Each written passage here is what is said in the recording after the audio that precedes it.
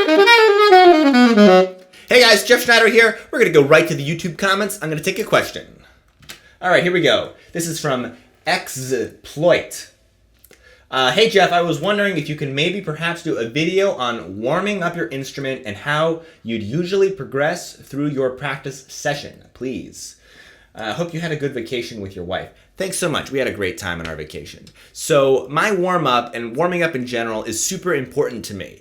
I think it's the most important thing for getting good at an instrument, right? It's all about the warm-up.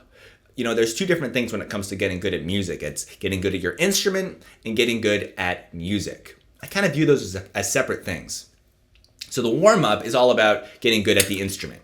Now I divide it into two main categories, sound and technique. Now this is just for the instrument. I'm not talking about practicing music here. Those are two different things, remember. You know, I've done some videos on sound before, so I don't want to talk about it too much, but I'll usually start with some long tones and do some overtones. I can stay on sound just doing long tones and overtones for a good hour, maybe more.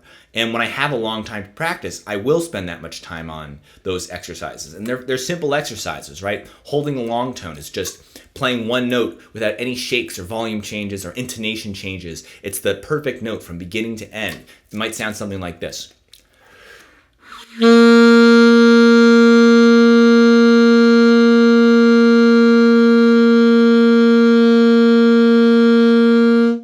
And I'd hold it out even longer normally. And I wouldn't even say that's a perfect note. You know, I'm still getting my chops back from the vacation. There might have been a couple of shakes in there, but you know, that's where I'll start. I'll start with some long tones, very basic.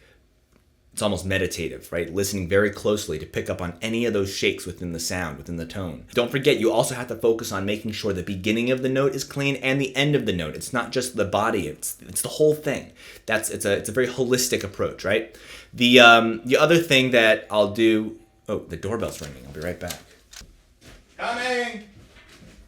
All right, we're back. Sorry about that. Where was I? Talking about long tones. Oh yeah, so that's one long tone I do. It's the one that's very consistent all the way through. It's very steady. The other one I'll do is one that starts very soft, crescendos into forte, and decrescendos back to piano. And even better, you start with just air and then end with just air. I mean, the sound of the air like this. That's the ultimate way, I think. I'm a little out of breath from running down the stairs, but hang on.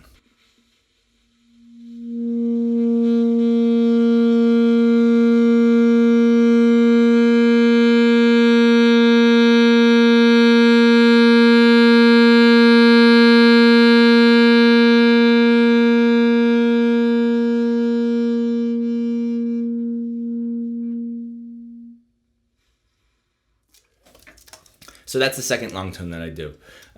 Again, just kind of regaining my chops from vacation, and I can already feel, you know, my lips feeling the burn a little bit. And that's why it's important to keep this kind of stuff happening all the time. Keep the maintenance. Even if you just have 15 minutes to practice this, it keeps your lips in shape. So I'm feeling it after that break. And another point about both of these long tones, you can do it with a tuner, and you should do it with a tuner to make sure that when you are changing dynamics, that it doesn't go sharp or it doesn't go flat. And you should also practice the long tones in different registers. Do it in the low register, do it in the higher register, and always, you know, keep an eye on that tuner. You can also do it without the tuner and just use your ears. That's good too.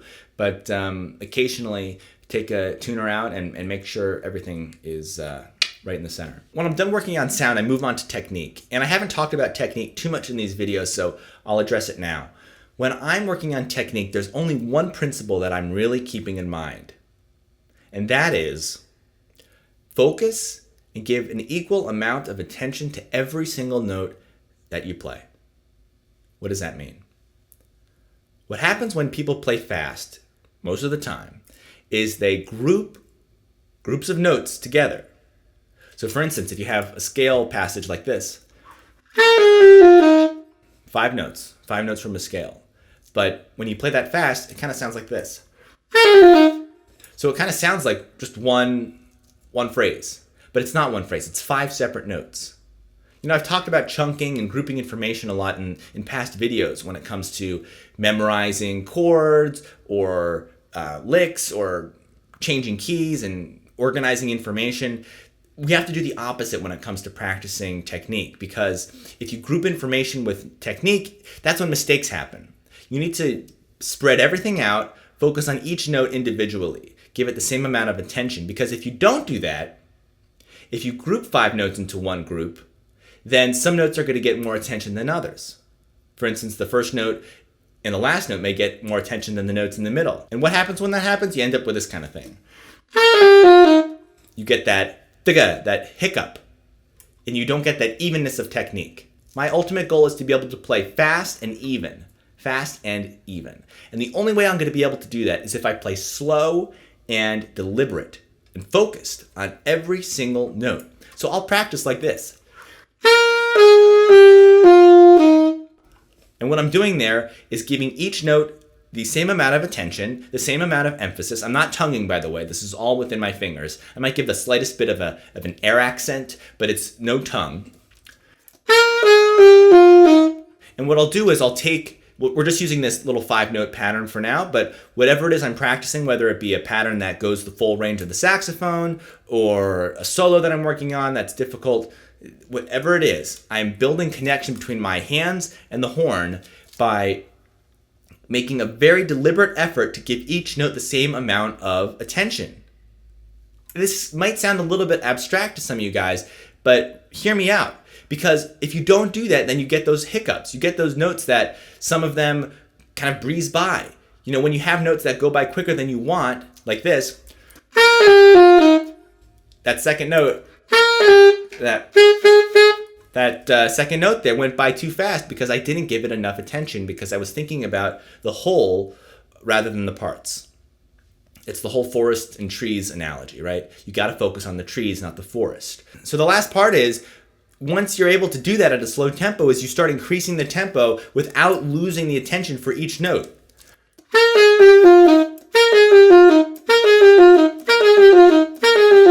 And seeing how fast you can get without going into that group mode. And as you increase the tempo, you might notice your brain start trying to play all 5 notes as just one phrase. Play is not the right word, but think about all 5 notes as one phrase rather than 5 different notes. As you increase the tempo, your brain is going to want to do that because it's easier to think about it that way, but you have to resist that urge. You have to increase the tempo without losing focus on each note. It's actually a difficult thing to do. But as you practice this, you'll start to become aware of when you start to flip into that other mode where you start grouping the notes together. And that'll happen as you increase the tempo. So those are kind of the main things that I'm working on for my warm-up. And again, warm-up and practicing music are 2 different things. So I'll save the other stuff for future videos, but that's pretty much my warm-up. It's focusing on sound and it's focusing on technique. The sound is made up of practicing long tones, overtones, some other exercises thrown in there, and technique is really taking patterns, scales, transposing licks and things like that, and doing it in a way that's very, very, very deliberate, focusing on each individual note. I can't stress that enough. Do it at a slow tempo, increase the tempo, and see how you just want to switch into that other mode. I'm repeating myself, but it's just so important.